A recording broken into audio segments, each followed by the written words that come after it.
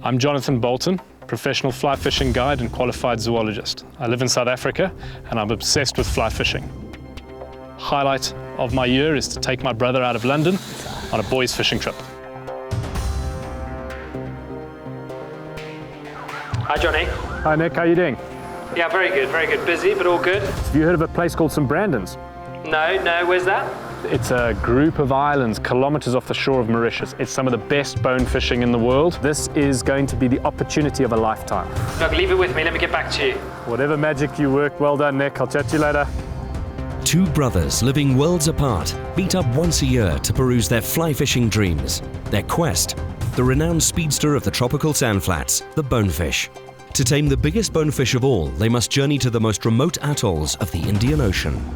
The reason I chose this destination for Nick on this particular trip was he loves his saltwater fly fishing. He's only done a little bit. And bonefish, I suppose, are regarded as one of the archetypal species to catch on fly in a saltwater environment. He's never caught one, so if I'm going to get him his first bonefish, I want to bring him to the destination that boasts the largest bonefish, which St. Brandon's is famous for. How was your flight? Well, once we were in Port Louis Harbour and we saw the boat that we were going to be making the crossing in, it was horrendous. It was nothing more than a big fishing boat, really. It's a 53-foot sport fisher. With over 400 kilometers of open ocean to cover, to reach St. Brandon's Atoll, the journey was never going to be just plain sailing. How long will it take us to get to there? 10 hours. Wow, okay. So that's pretty much like halfway. Just before the halfway mark. Yeah. We were just so desperate to get off that small boat. It was slow, it rolled in those waves. Are you feeling the seasickness already? Nick and I just tried to lie down horizontal, and it was like trying to take a snooze on a rodeo.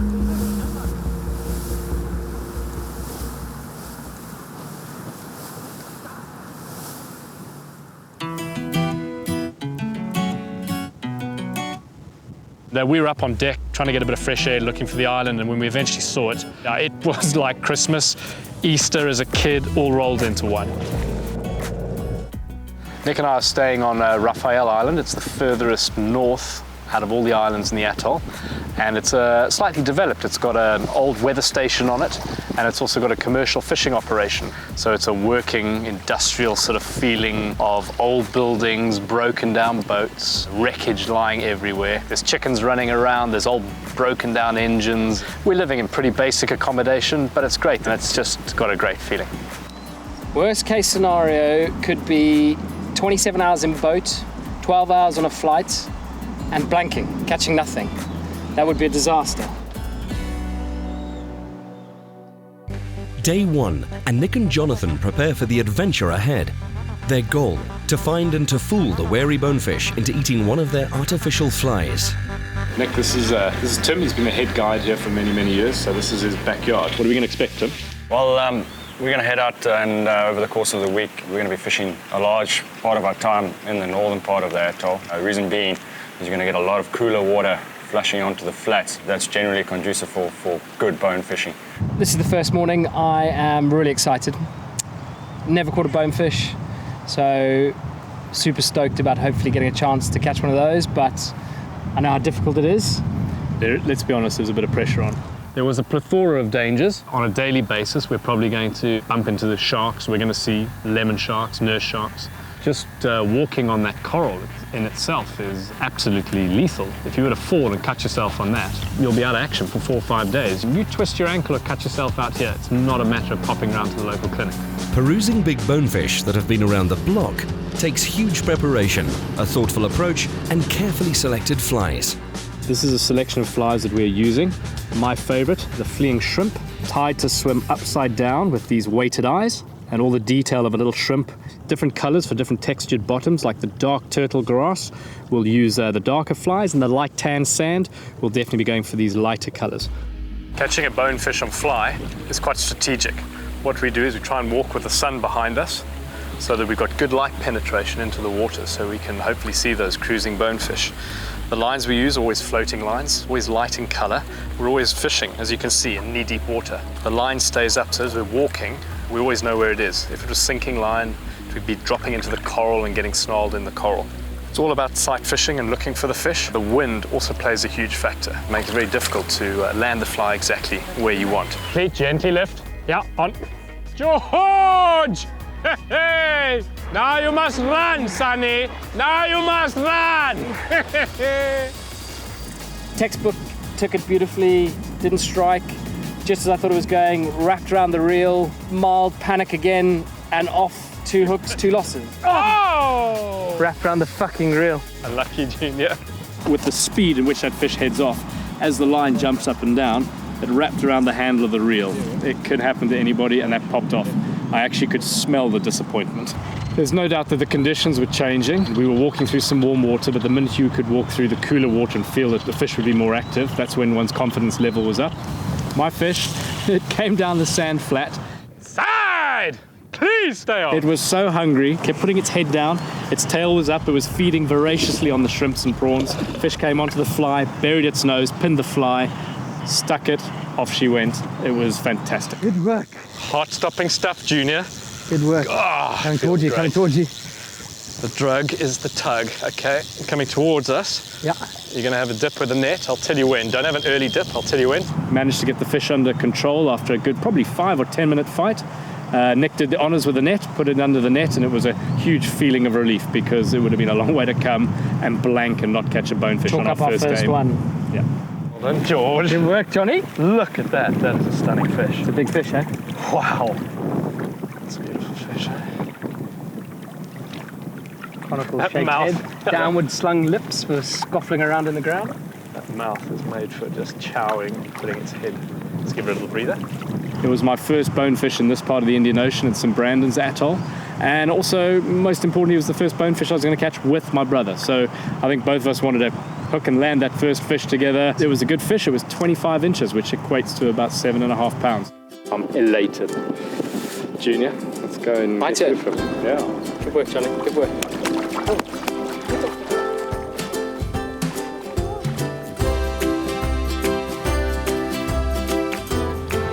Yeah, it seems that the weather's been a bit unpredictable. I mean, it just seems the wind never lets up here. We're right in the middle of the southern cyclone belt. I just hope the wind blows in some clean oxygenated water so we get a chance at some bigger fish tomorrow. It's all about size. Fishing in the middle of the Indian Ocean, you're always slightly concerned there might be adverse weather, potentially a cyclone, blowing winds. Is it going to ruin the rest of the trip? You know, you're holding fingers. Absolutely. You're out in small boats. You never know exactly what's going to happen, and you always got to get back before dark. But you know, fingers crossed we're going to be okay with the weather. With Jonathan on the board and Nick yet to get off the mark, dreams tonight will almost certainly be around those wily bonefish and the possibility of the elusive 10-pounder. It's pretty good to wake up, have these amazing views out on the sea, wind rushing through our windows, waves crashing on the edge of the shore. You probably couldn't ask for a better way to be woken up, really. So how far we travel every day, it's hectic stuff. Pretty harsh stuff for the boats, traveling, bumping your way around the place. Hard coral beaches that attack your shoes. You know, it's a case of strapping up socks, big thick boots. From a distance, you see these beautiful white sandy beaches. You pull up on the boat, you think, oh, this is going to be beautiful. But it's all broken coral, very sharp edges. I don't know quite what I was expecting. I don't know whether it was going to be nice soft sand for me, my bare little English feet to get nice and massaged in, but it's very, very harsh. If I'm honest, I probably didn't realize how hard this was going to be. Yep, I mean, it was a long way. We spent, 50 minutes in the boat to get to a beautiful textbook-looking sand flat. We walked it, death march, 40 minutes, didn't see a single fish, found one. In all fairness, you made a fantastic cast, but I just think you didn't have any idea of the power of that fish and head off and broke you off in the coral. Dropped me first time. Nice, Junior. Oh, what did you do? Fuck. I thought I was getting the hang of bone fishing, but I think it was a little terrain change. I think the drop-off and the running waves, I think those were obviously the hulks of the bonefish. And hooked up 3, lost all 3, had to take a little swim and try and retrieve Johnny's line. Still didn't work. We didn't actually land any of them. All 3 took off down the beach, tore off out to sea. I swam after it, Johnny ran after it, and didn't even get a chance to see them.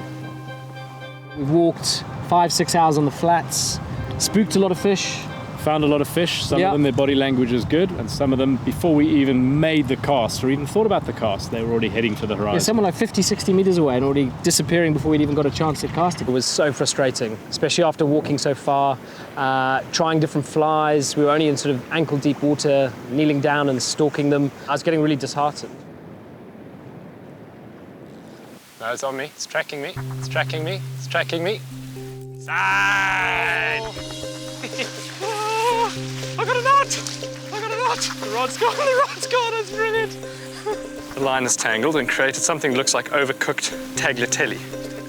Just hand line in it, get it under control. Try and get it past the rod. Oh. I'm gonna release the fish as quickly as I can.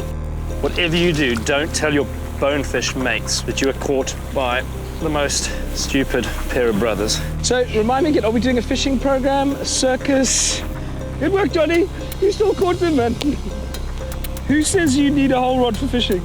This morning was a little bit slow, so we decided to try something a little bit different. Drift over some of the coral bommies. Johnny had a beautiful marbled grouper, which hopefully we'll have supper this evening.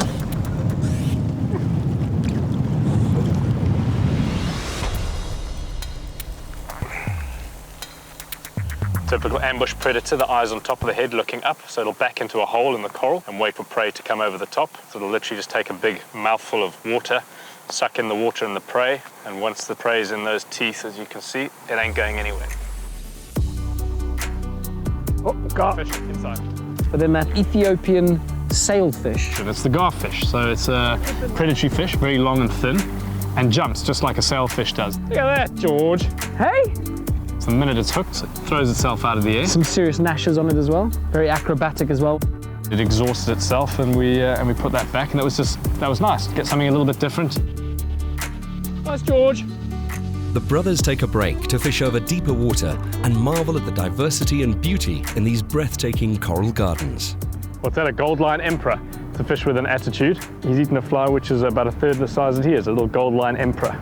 Look at the lovely blood red on the inside of the mouth as we take the barbless fly out there. Pretty little guy. He's going to grow up to be a serious bully in his old age, I think. Decided to come back to the flats this afternoon as the tide was pushing. Quite tough conditions with the wind, but hopefully it'll pick up a little bit. We were walking through the flats looking for some bonefish, and a school of bluefin trevally came through. Had a cast at one. Unfortunately, it was a smaller one that took. Nice, George. I was after the bigger chap at the front, but still great fight. Beautiful. Nice little bluefin. That's not what I was after, it was that shoal of bones. He's obviously hanging around the edge of them because as they're scuffling along the bottom, they might be spooking little shrimps and small bait fish out. Did you cover that fish? No, but not properly, like says it. He's cruising really slowly though. I'm going to let you deal with that. Beautiful little wave, Garrett. 3-spot pompano. Distinguishing by the nice little 3 spots on him. The disturbance that it created, it seemed to bring up a few lemon sharks from the drop-off as well. Okay, so if a shark comes over here, who's fishing first? Ready? Yeah. 1, 2, 3. Again. 1, 2, 3. Okay, so No, do it properly, I'll still kill you. Ah, I always win, it's a short story. And that's stunning, huh? Jonathan sees a cruising lemon shark, a majestic apex predator, on top of this very healthy food chain. Not usually targeted by fly fishermen, John tries to entice the shark to eat his surface-disturbing fly. So that's pretty much what's been happening the whole day. Whether these guys, in all fairness, they're 450 million years worth of evolution, have had a chat to themselves and said there's 2 idiotic brothers running up and down the beach trying to catch us. But yeah, to no avail. But take a look at that. It's been an absolute blast chasing those things.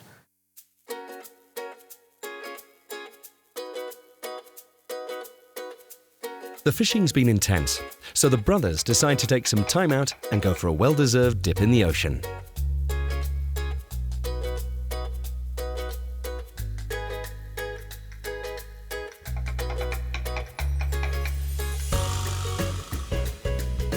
Fly fishermen carefully observe and try to identify what their prey are feeding on, using flies made up of both natural and artificial fibers to try and recreate their size, color, and movement in the water. So we're going to give the fleeing crab a go, just a crustacean scuttling along the bottom. And as always, if it's got a barb, that barb comes off so that it minimalizes the damage to the fish. Okay, let's see if we can see one. Nice fish, eh?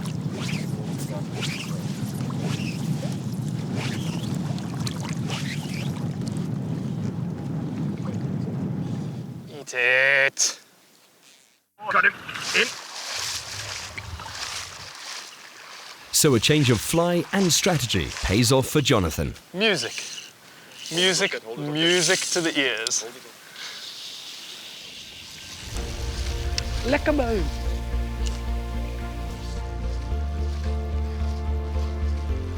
Look at those eyes looking back at me, going, "Well, how dare you?" And this is lovely. Down.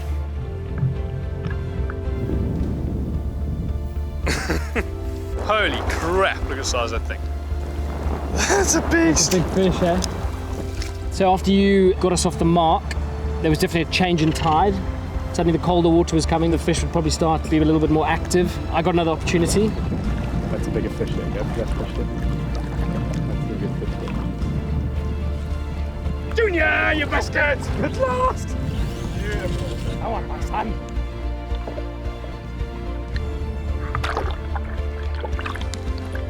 Getting those refusals this morning was unbelievably frustrating. Yes, please! Little beauty! Got what Jonathan got yesterday, had a bit of the casting yips. Couldn't land it on a fish, changed flies 3 or 4 times, eventually changed up to a smaller pattern, and then got him to eat. It was so satisfying. Now that is what I've come for. Well done, Junior. I'm off the mark. I feel like I've got the hoodoo off my back and landed my first bonefish of my life, which was unbelievable. Well done, my son. Come on, Johnny. The decision today to go to the island of Ile de Paul was great. We knew there was going to be some downtime while we waited for the tide to turn. We knew the fishing was going to be slow. So we went for a walk around the edge of the beach, had a look at some of the nesting terns. It was spectacular. One had a real true feeling of an untouched environment.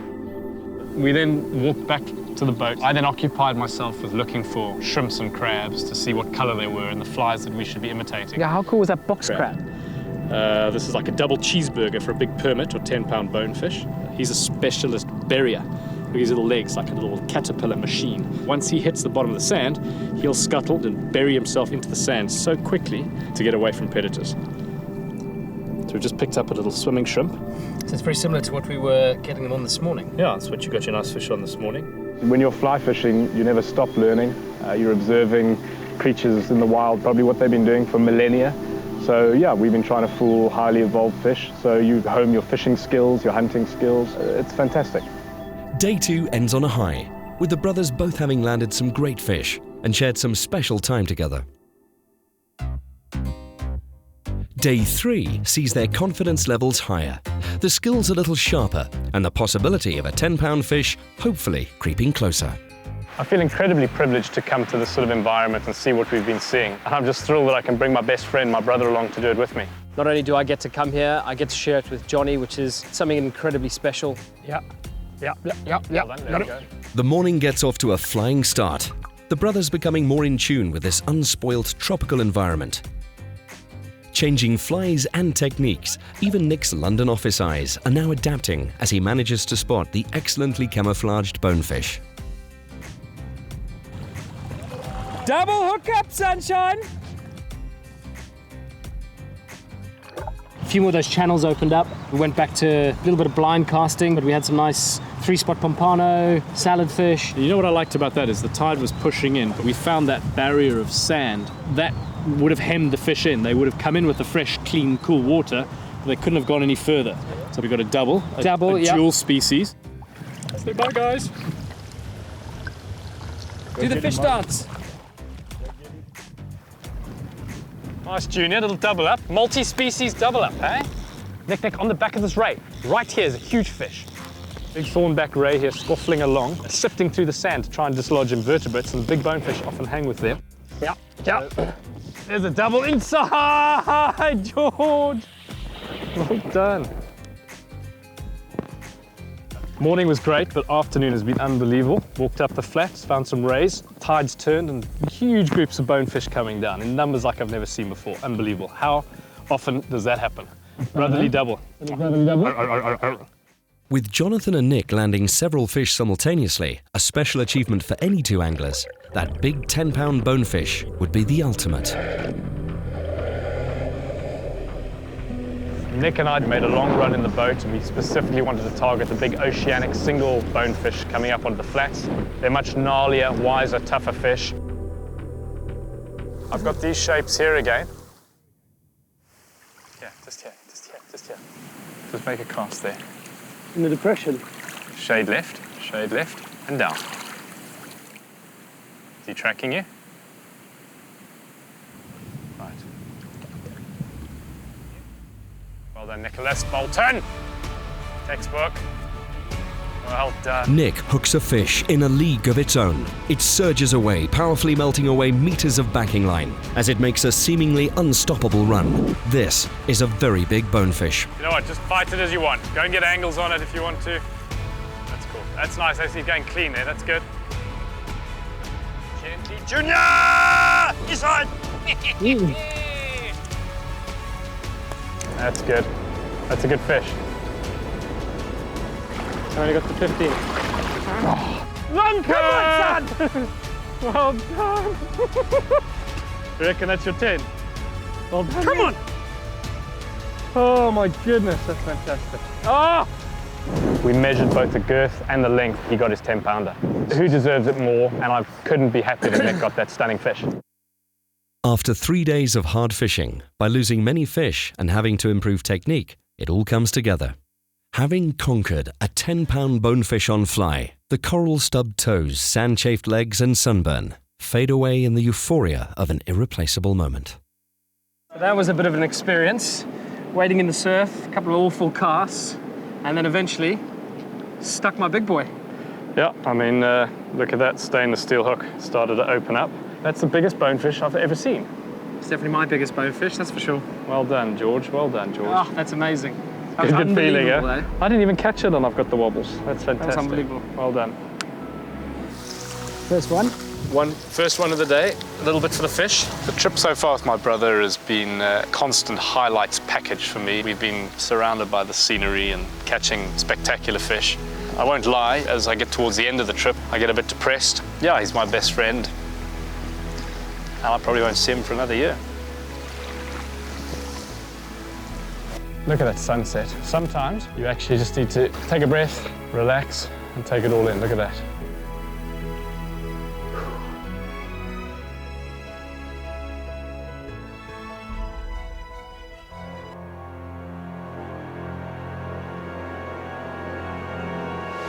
Last night we got some slightly worrying news. There's a huge anti-cyclone system which is built up, producing huge winds and 5-meter swells, so for safety reasons we have to leave the island early. Without putting a finer point in it, I'm absolutely gutted. And to end it on a real low note of thrashing around in a boat in these seas, yeah, I'm pretty miserable, to be honest. It's a very final, like, thunk. It makes it very hard.